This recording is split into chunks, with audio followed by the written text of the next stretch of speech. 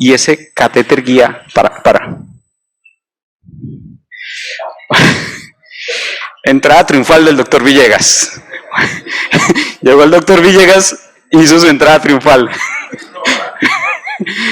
Entonces, les contaba, hacía... Gracias al comité organizador, gracias por quedarse el viernes hasta ahora. Vamos a hablar un poquito de lo que es la disfunción de la bioprótesis valvular aórtica. Un aspecto muy importante cuando hablamos de la disfunción de la bioprótesis es que se tiene que conocer. Ustedes ven que la válvula tiene tres componentes: el anillo, el stent y las valvas. Este stent puede ser postes hechos de metal, que es el titanio, polipropileno, un polímero, y que se pueden ver de diferentes formas en la fluoroscopia. Entonces es muy importante que cuando estemos analizando un paciente con una bioprótesis aórtica conozcamos estas características, porque esto no es usual en los entrenamientos de cardiología. Esto será un tema del cirujano, y conocer que existen una gran variedad de prótesis con stent, sin sutura, prótesis que están montados por la parte externa, por la parte interna del stent, que nos ofrecen ciertas características, no solamente en el desempeño de la válvula, sino a la hora de hacer un procedimiento. Cuando hablamos de falla de la bioprótesis aórtica, tenemos que analizar varios puntos muy importantes en donde podemos impactar, que es en el deterioro estructural de la válvula, porque el deterioro no estructural en una fuga paravalvular no tiene mucho papel. El Balimbal aórtico, en la desproporción prótesis-paciente, es un proceso que se inició desde la cirugía, y muy probablemente usted está viendo lo que pasó en la cirugía temprana. Y estos dos últimos tienen un manejo independiente, que es la trombosis y la endocarditis. Este cuadro, en una publicación reciente del JACC, lo describe muy bien. ¿Qué es el deterioro estructural? Es la ruptura, es la disrupción de la válvula, es el flail, es la fibrosis, la calcificación o la deformidad del strut. Mientras que el deterioro no estructural es la fuga paravalvular, donde el manejo es diferente.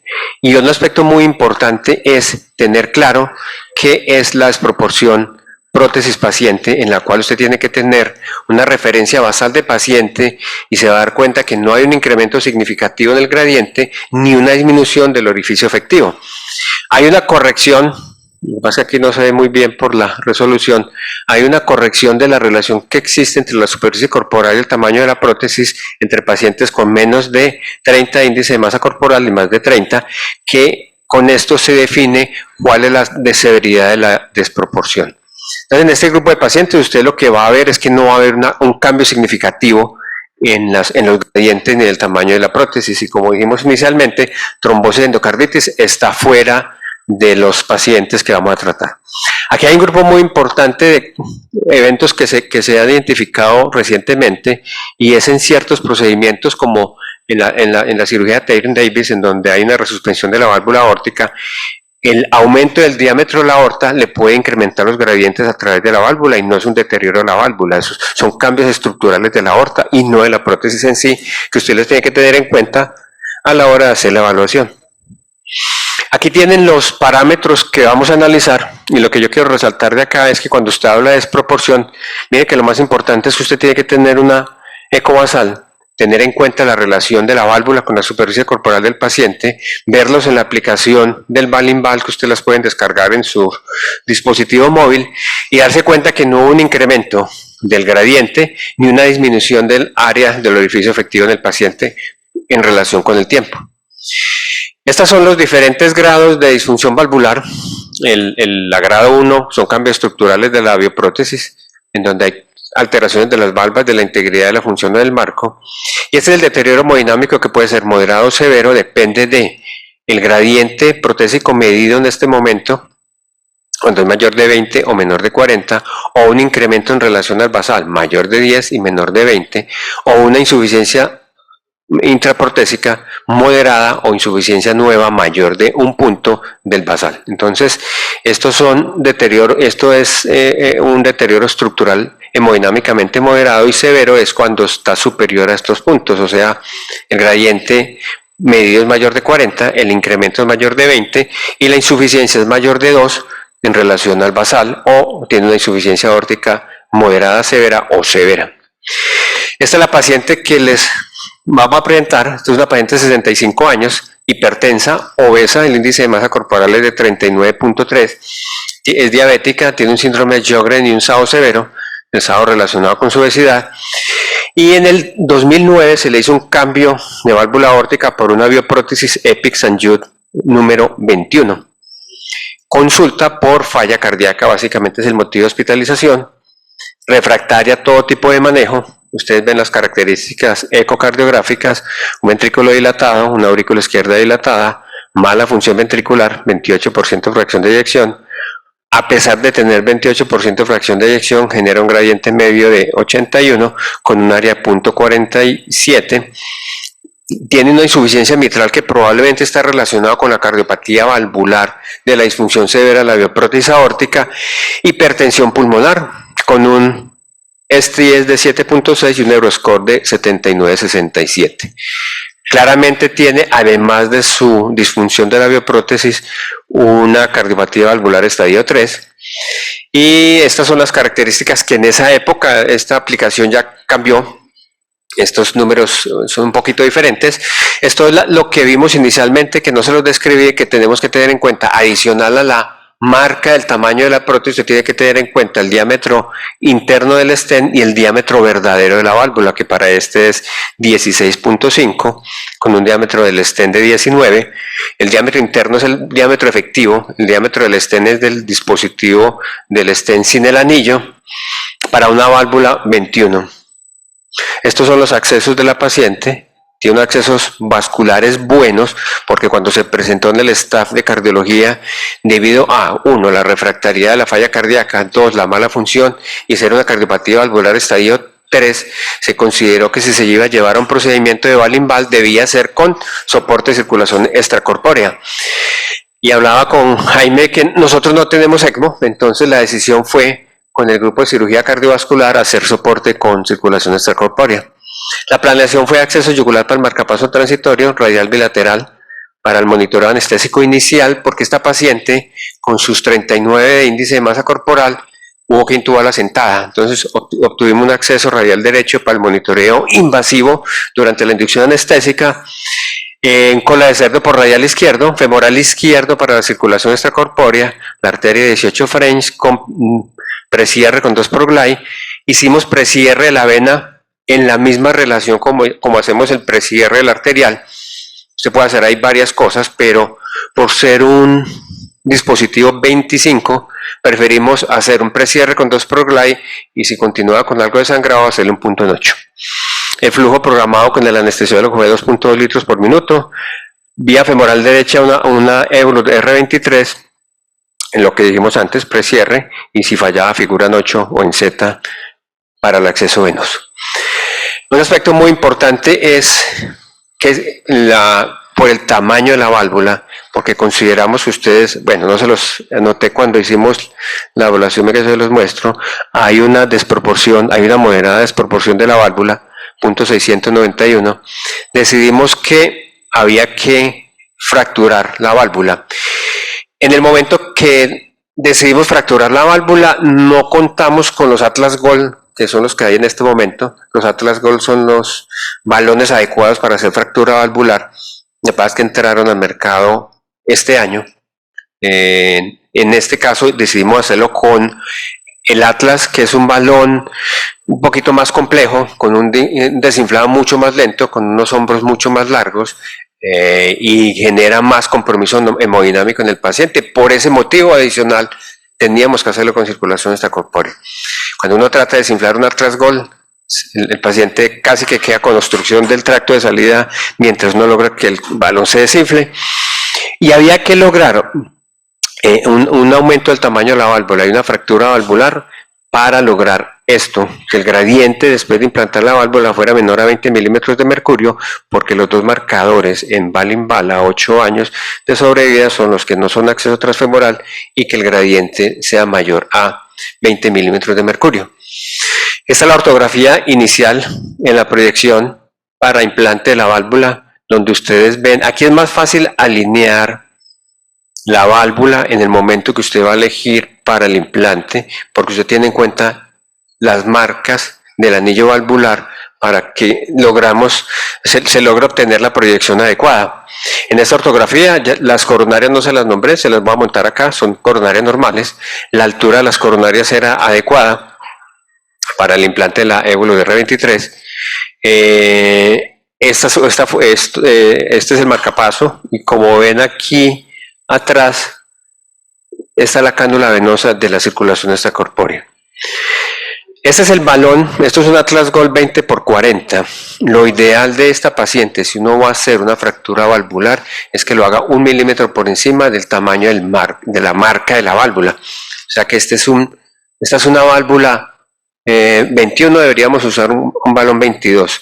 Si ustedes entran a la aplicación con los cambios que le hicieron, ellos han hecho algunas modificaciones a las recomendaciones de la fractura. Y de hecho están teniendo más en cuenta el tamaño del diámetro del stent que el de la válvula, y para fortuna nuestra coincide con que el balón 20 es adecuado. Ustedes ven en este lado cómo se ve la cintura en la válvula EPIC con el balón inflado, con el marcapaso 180 latidos por minuto, que no es tan preocupante, porque el paciente está con un flujo a 2 litros por minuto, que a veces usted quiere tener estabilidad, lo único que hace es bajar ese flujo, y eso le permite que el balón tenga mucho más estabilidad y que no se le mueva, y lograr la fractura valvular, que a pesar de que no es tan claro, y esta no debe ser la imagen, aquí vemos una imagen que nos sugiere que hubo la ruptura del anillo, que la ruptura del anillo se da cuando usted infla la jeringa, y posterior a que inflar la jeringa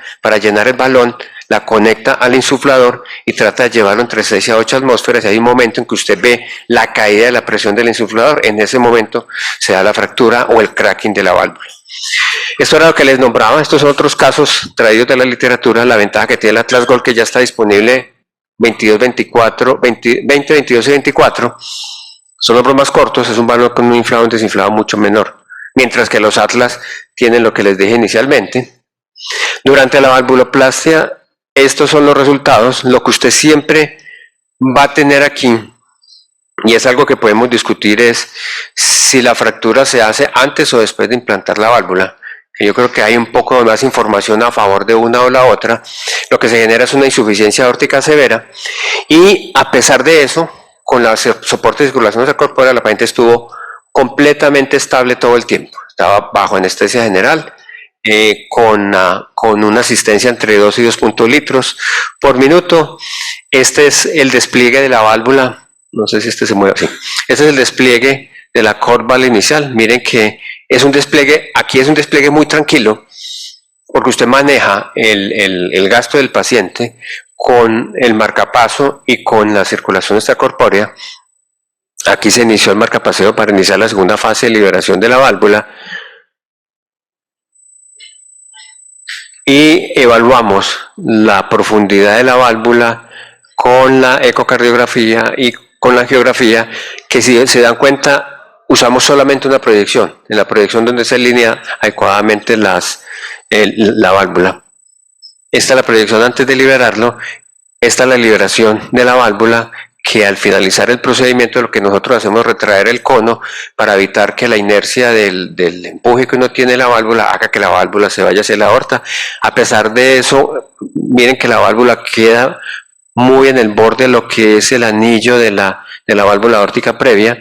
Aquí ven la cánula de la soporte venoso, y estas son las características. Esta es la ortografía, en donde no hay insuficiencia, no hay fuga paravalvular. Este es el acceso, no tuvimos problema del acceso femoral derecho. Este es el acceso femoral izquierdo, que es un 18 French. Esa disección, que pensamos que es una disección después de la sutura, la corregimos con el balón que ustedes ven arriba. El tamaño del balón lo hicimos de acuerdo a los tamaños de la tomografía. La paciente, al finalizar el procedimiento, tuvimos un gradiente de 20 milímetros de mercurio sin insuficiencia. Se estuvo con soporte inicialmente vasopresor con norepinefrina y dobutamina. A las 48 horas se pudo dar manejo en unidad de cuidados especiales, 7 días post procedimiento, el gradiente medio del ecocardiografista es de 20, la fracción de eyección, acuérdense que era del 28, era el 45%, la insuficiencia mitral moderada sin insuficiencia tricuspidea, la presión pulmonar de 34. Aquí hay un punto importante que yo les quería anotar, y este es un estudio recientemente publicado en Eurointervention de simulación, con una válvula diferente a esta era una EPIC 21, esta es una MitraFlow 21, que simularon con Accurate Neo y con Sapien 3, trataron de hacer un daño acelerado a la válvula y evaluaron 6 válvulas haciendo un grupo sin fractura y un con fractura antes y fractura después. Lo que ellos encuentran en este estudio es que en el grupo que hacen fractura post hubo un beneficio porque la morfología y las características de las válvulas a largo plazo, porque esto es una simulación de un daño acelerado de 5 años, fueron mejores cuando la fractura se hizo después de implantar la válvula. Y lo interesante es esto. En la pre, uno lo que obtiene y lo que nosotros hemos visto cuando lo hacemos en otros casos, es que cuando uno hace la fractura pre, hay inestabilidad hemodinámica, los pacientes entran en shock, se ponen muy malucos, la insuficiencia aórtica no es bien tolerada, puede haber más riesgo de embolismo y probablemente este fenómeno sea mayor y estos pacientes deben tener protección cerebral. Cuando hay post, que es el temor que tenemos todos, es de que nos dañe la válvula, tengamos que poner una segunda válvula dentro de la válvula, aunque eso está reportado, no es frecuente. Este es el caso nuestro, esto es un caso de la literatura, y que el deterioro a largo plazo sea mayor.